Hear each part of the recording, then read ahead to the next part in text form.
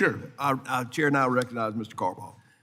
Thank you, Chair Azal, and for scheduling today's hearing on the future of the United States Maritime Part 1 review of the fiscal year 2026 Federal Maritime Commission budget request.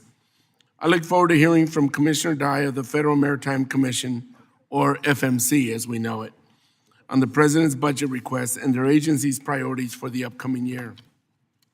In 2022, we worked hard to pass the Ocean Shipping Reform Act out of this subcommittee, which subsequently became law. I am particularly eager to hear about its implementation and how its new authorities have helped maintain a resilient and efficient supply chain. As a federal agency tasked with ensuring fairness for American shippers, carriers, and consumers, the FMC plays a crucial role in safeguarding transparency and enforcing equitable maritime commerce.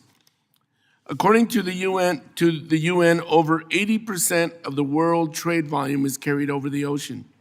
In 2024, over 11% of the total U.S. GDP came from ocean shipping, which translates into over $4 trillion.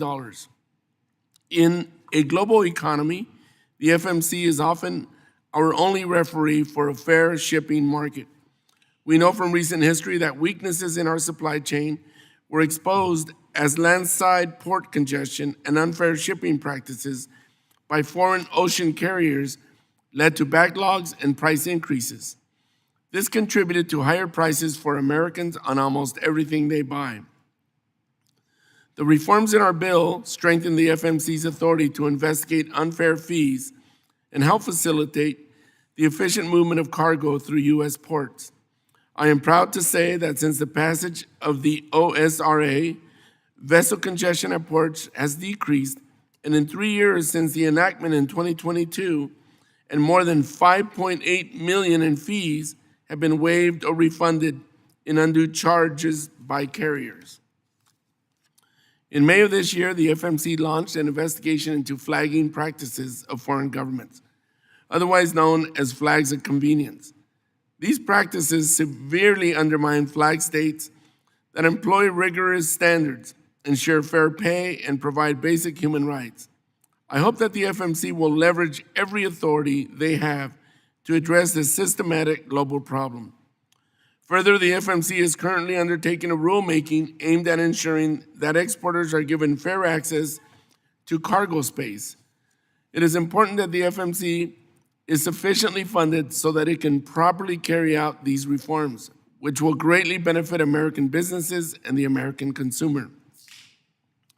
While I am pleased to hear about all the success that FMC has been having, I would be remiss if I did not mention my growing concern with the shortage of commissioners, the loss of employees to the deferred resignation program, and the lack of a chair for the agency. The absence of leadership threatens the positive momentum they have had so far. I look forward to a robust discussion about the FMC's ongoing actions, how they will ensure a strong maritime industry. Mr. Chairman, I yield back. Gentleman yields. I ask unanimous consent that the witness' full